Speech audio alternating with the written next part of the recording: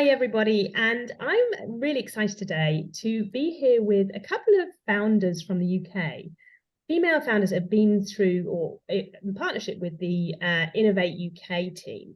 So we're going to be discussing actually some of the questions that you will have heard earlier this evening from the panel discussion that we've had with female founders here. So thank you, Jane. Thank you, Helen, for joining me today. I'm actually going to ask you both to introduce yourselves. So I've got Jane Stewart from Topolytics, and I've got Helen Ma from Anteam. And Helen, maybe you go first. Just tell us a little bit about who you are and what you do. Hi, thank you. Thank you for this opportunity to be here to share my experience with everyone. Yes, I'm Helen, and I have a PhD degree in engineering, so I'm in the tech all the time. And initially, I started to work as a postdoctor's research fellow in America. Then I decided to move to the UK, and then I stayed here. And yeah, at the beginning, I joined the university, work as research because I really enjoy solving problems, solving these equations. Then later I realized my research papers seem to be shelved, like not going anywhere. So I'm thinking, oh, I want to make some impact in the real world. So I joined the wind industry, and I was fortunate as the expert in that area. Then I was tasked to create a whole business around it. And eventually I led the team to create a software which helped reduce the wind energy cost almost half it during a decade. So that was something I really enjoyed. At the same time, whilst I was creating my baby business, I actually gave birth to two young children. And I have to say that was a tough time in terms of juggling with the business and juggling with two young babies. And I experienced burnout. And now reflecting back, I wish somebody had told me. But yeah, after my dad passed away, basically I decided to leave the business and the business exit to BP, with a successful exit. Then I was rethinking about what I could do. I enjoyed to make impact in the renewable energy and in the sustainability. So I decided to start an Anteam, which we are going to make the logistic industry more sustainable. Thank you. Amazing story. Thank you so much for sharing with us, because it really helps everyone else kind of connect with who you are and what you've been through. Thank you. So Jane, over to you. Hi everyone, and thanks so much, Sarah, for today. It's a pleasure to be on this panel session with you, with Helen as well. I'm Jane Stewart, Director at Topolytics. I'm part of a remarkable team at Topo with a shared vision to become the global leader in waste data analytics and reporting for waste producers, for the resource recovery industry, and for governments. More than 60% of the world's waste ends its life in landfill, waste dump, or leaks into the environment. And that global waste system is really complex, inefficient, opaque, and not data-driven, which is an acknowledged problem globally. The waste data challenge and opportunity is one I understand firsthand, having been at the forefront of transformative change in recycling and resource management for almost 20 years through roles in private equity investing, and then in the industry as Group CFO and Strategy Director of one of the UK's top 10 recycling resource management companies. I was passionately aligned to our founder CEO's vision that solving the waste data challenge globally is key to unlocking environmental and social challenges and enabling the global circular economy. Topolytics Waste Map platform enables organisations to map the flow of waste, to understand what happens to it, and to drive the insights necessary to make waste visible, verifiable, and therefore valuable, generating confidence in that waste data for reporting and decision making. Ultimately, we seek to enable the materials revolution where resource efficiency is maximised and the negative impacts of waste on our environment and communities are eliminated.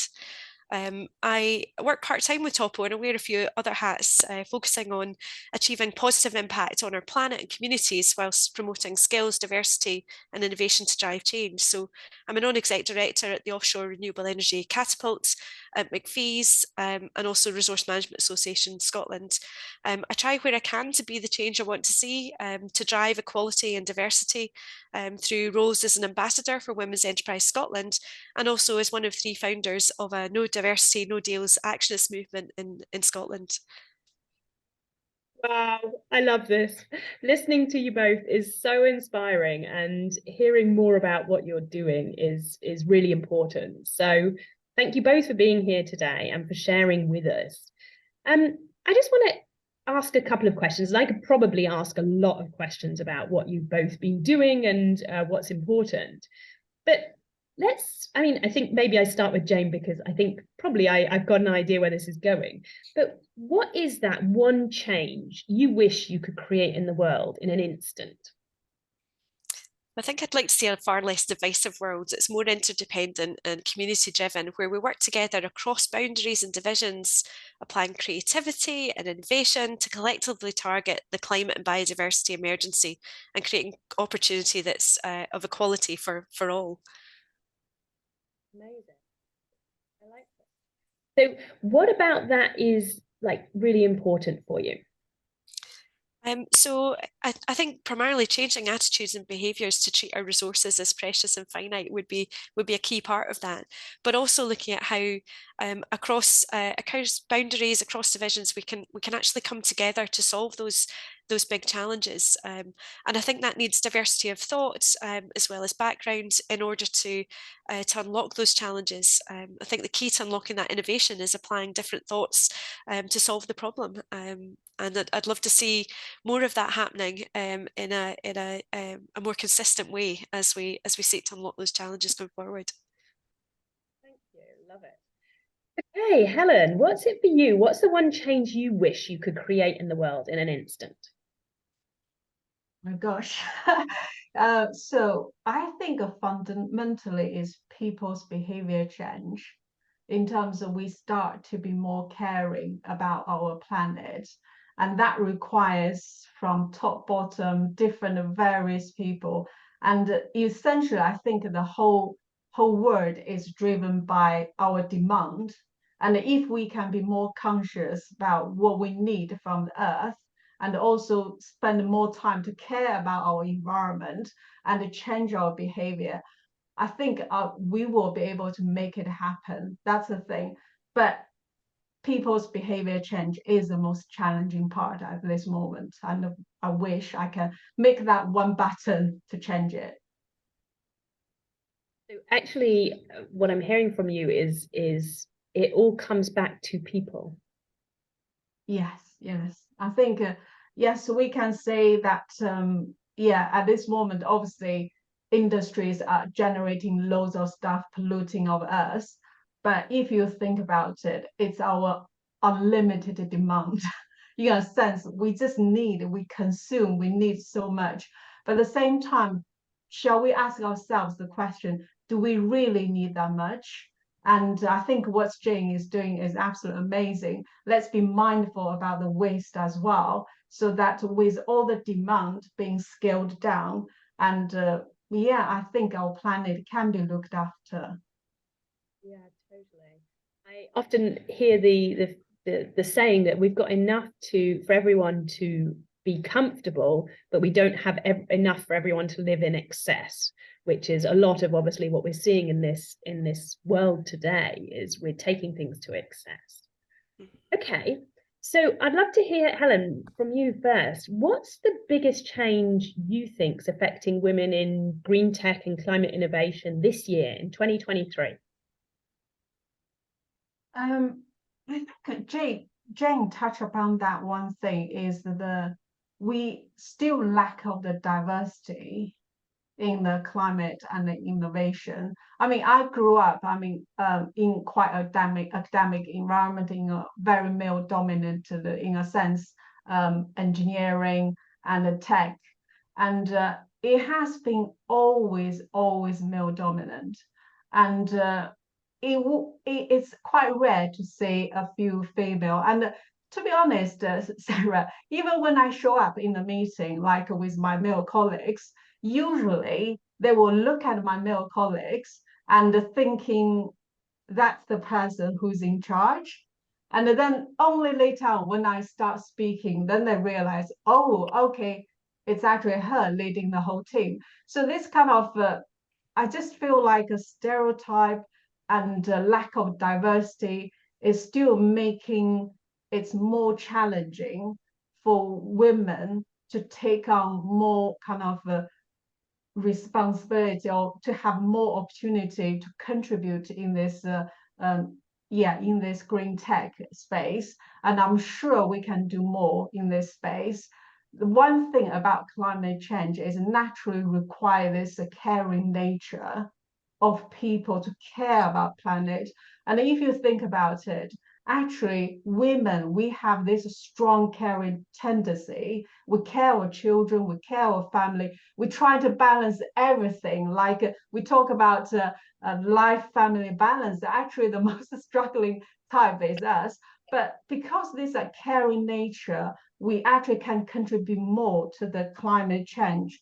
And that's a part I think we need to have more diversity. We have to keep pushing this agenda and to reduce the barrier for women to keep working or entering in this industry.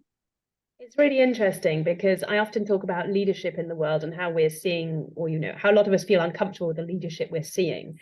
And yet every time I speak to female founders, female leaders, there are two things they ask for. One is that other people don't have to go through the same thing that they've been through. And the second is to create a positive impact. And just that came to me while you were talking, is actually we need more of this. We need more visibility of this type of leadership. And like you're saying, creating that positive change. So thanks for that. What do you think it is, Jane? What do you think is the biggest challenge for women in this area this year? Yeah.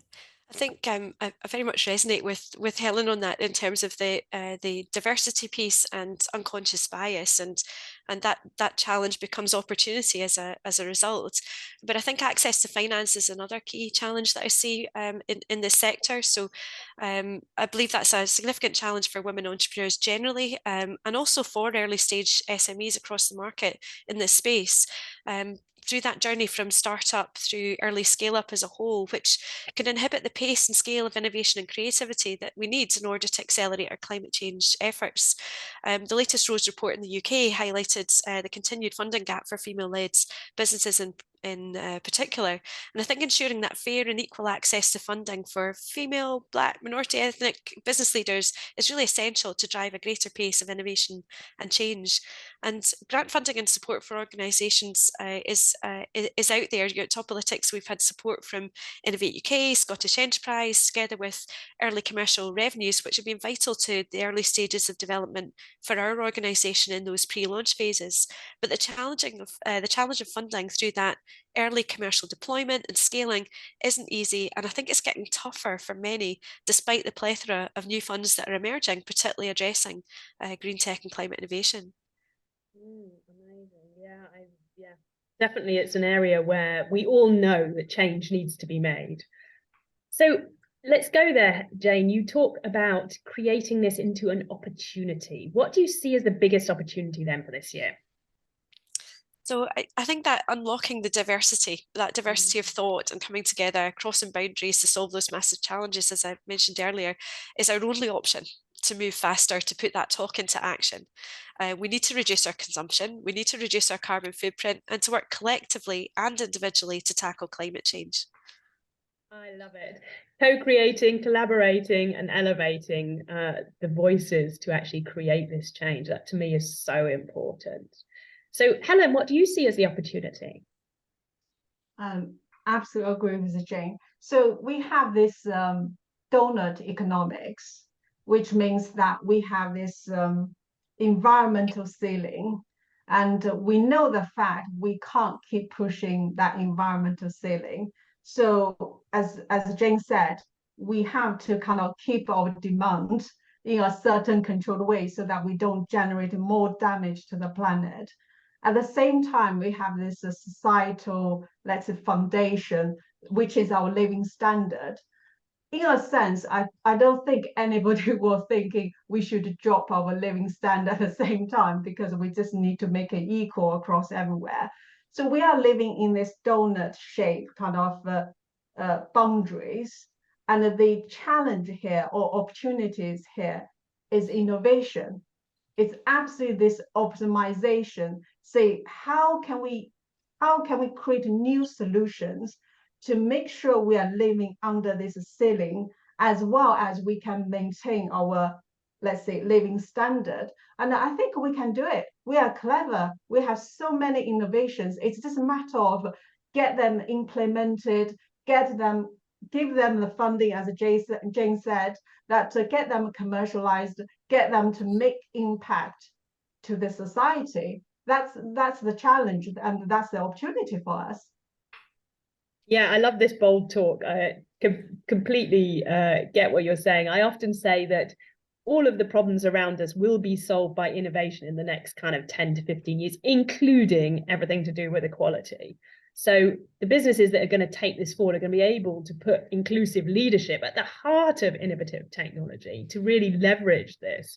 And so I completely connect with what you're both saying here. I just really appreciate hearing different voices on this. So finally, before we close, what would be the one piece of advice you wished you'd known before starting on this journey? Helen, go for it. Yes, I have to say, when I reflecting back, I wish somebody would advise me from the very beginning, look after yourself before you look after everyone else. And the reality is we do have a tendency to prioritize everything before us. We prioritize our children, we prioritize our husband, partner, we prioritize our business. Everything is more important than ourselves, but that's actually not healthy. That led to burnout, led to less of a mental capacity to deal with more challenges. And eventually, we just can't keep going on like that. So the advice I wish I had is look after ourselves before we look after everything. That will make us to be able to have more capacity to make more impact. And we are good enough. We are good enough as who we are now. We are perfectly not perfect. That's what you said, Sarah, just now. So yeah, that would be very, very beneficial for me. And yeah. Well, what comes to me when you say that is building a sustainable business actually starts with sustainably being able to regain our energy and look after ourselves. And the typical oxygen mask is that we often forget that actually, unless we're looking after ourselves, we will burn out because we can't support the others in our lives that we want to. So great advice. Thank you, Helen. And what's it for you, Jane? So I think I find it difficult to pinpoint a particular nugget. I think innovating, starting, scaling a business is such a roller coaster of an experience. It's exciting and rewarding, but it's equally challenging and infuriating. And there's always something, though, I think is positive to take from every low. And remembering that at those low points is really important to propel you to the even greater heights. I think one thing I would say is to try not to overthink it, and definitely, as Helen says, never underinvest in your own resilience. You don't appreciate how important that is until you get to the stages where you really need to dig deep and find it. Build a team and support structure around you to seek out supportive and uplifting role models and mentors, and your general professional and social network. I think that's so important because that network often see things that you don't in your own self that can help you through challenging times. But equally, you won't have all the answers, and knowing who and when to reach out to others for help or support, I think, is really key. I think most importantly, be defined by your own version of success, not what you think success looks like for others. Your passion, your why, your vision, your goals are what's most important.